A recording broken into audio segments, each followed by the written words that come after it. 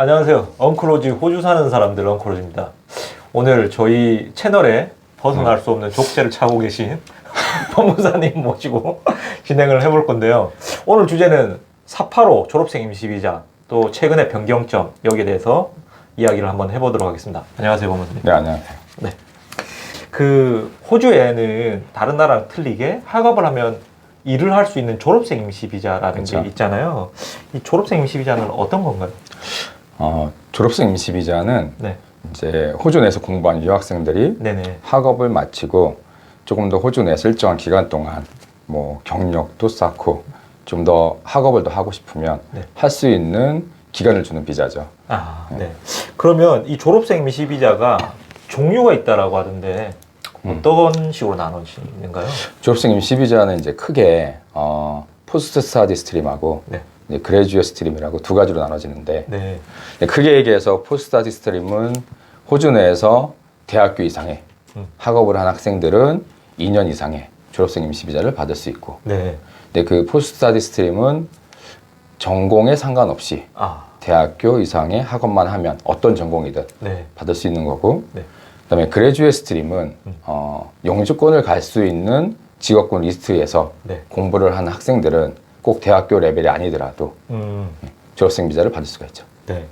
그러면 졸업생 임시비자를 개인이 신청하려고 하면은 어떤 조건들을 갖춰야 되나요?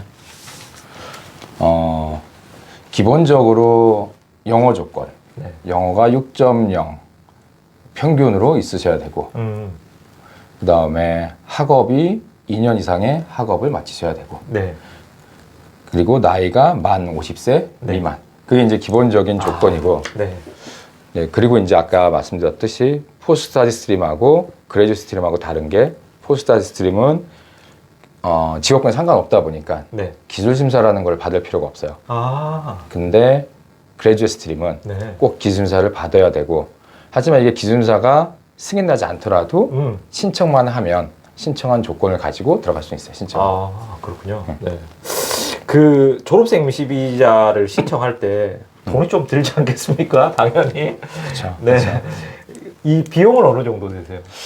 신청비가 이거 인상이 돼서 네. 메인 신청이 1,895불. 1,895불. 네. 네. 적지 않은 돈이 그쵸. 들어가긴 하네요. 그쵸. 네.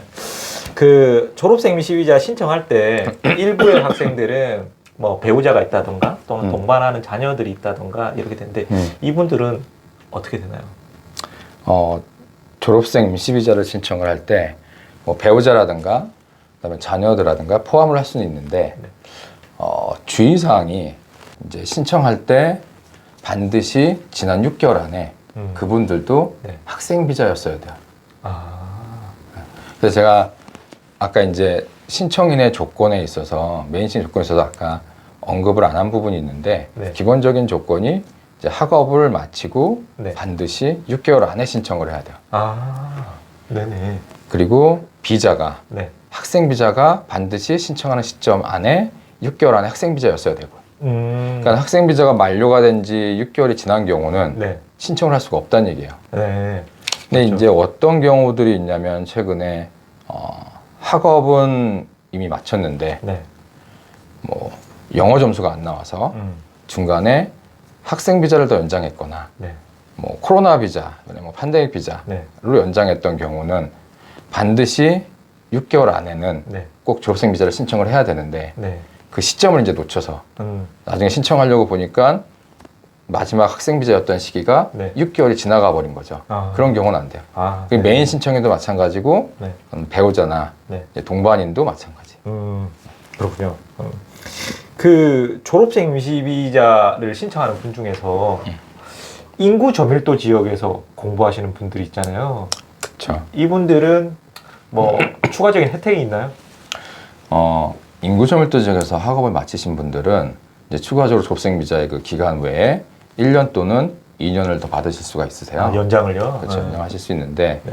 근데 인구 저밀도 지역이 이제 호주가 시드니, 멜번, 브리스번을 제외한 거의 모든 지역이 지금 인구 저밀도 지역인데, 네. 그 인구 저밀도 지역 중에서도 좀 대도시인 곳들이 있어요. 예를 들어서 뭐 NSW 주 안에 같은 경우 뉴카슬이나 뭐 울릉공이라든가 네.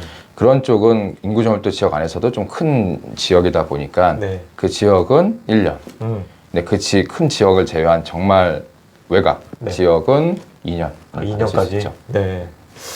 그 최근에 졸업생 임시 비자의 변동 사항들이 조금 있더라고요. 뭐 졸업생 비자가 지난 막 코비드 기간 동안 많은 변화가 있었는데 네. 거의 이제 뭐 코비드 기간이 끝나면서 최근에 변동된 것만 알려드리면 아까 말씀드린 그레듀에이트 워크스트림 있죠. 네. 그게 18개월짜리였다가 네. 이제 2년으로 늘어났었는데 코로나 때. 코로나 때 이게 9월 3일 이후로 이제 신청하는 경우는 네.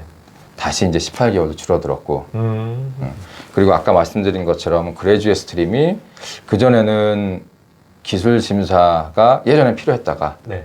코로나 때 기술심사가 면제가 됐었거든요. 네. 그랬다가 이번부터 다시 또 기술심사가 다시 들어갔고 음. 그리고 포스트스타디 스트림 같은 경우는 네.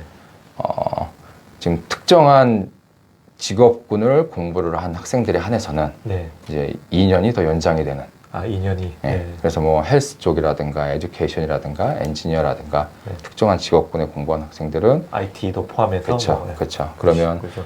대학교 나오면 이제 2년, 석사면 3년 뭐 이렇게 됐었는데 거기다가 플러스 2년이 네. 추가가 되는 거죠. 그러면 뭐 예를 들어서 석사 공부를 한 학생이 IT를 전공했다. 이런 졸업하고 나서 5년 정도를 받을 수 있다는 그쵸. 얘기인 거예요. 기본적으로는. 그렇죠. 또 인구 저밀도 지역에서 공부를 했다면 그쵸. 1년, 2년 또 추가할 그쵸. 수 있는 상황이 그쵸. 되는 그쵸. 거예요. 그쵸. 네.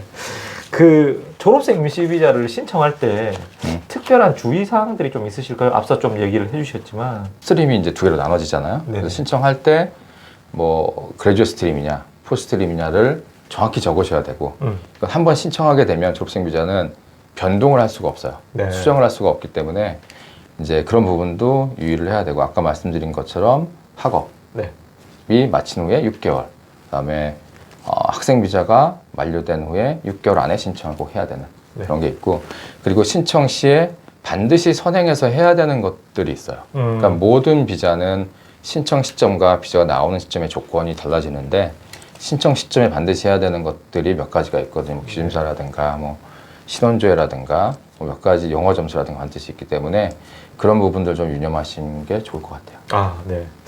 졸업생 비자는 어떻게 보면 다른 비자들에 비해서는 굉장히 복잡하진 않아요.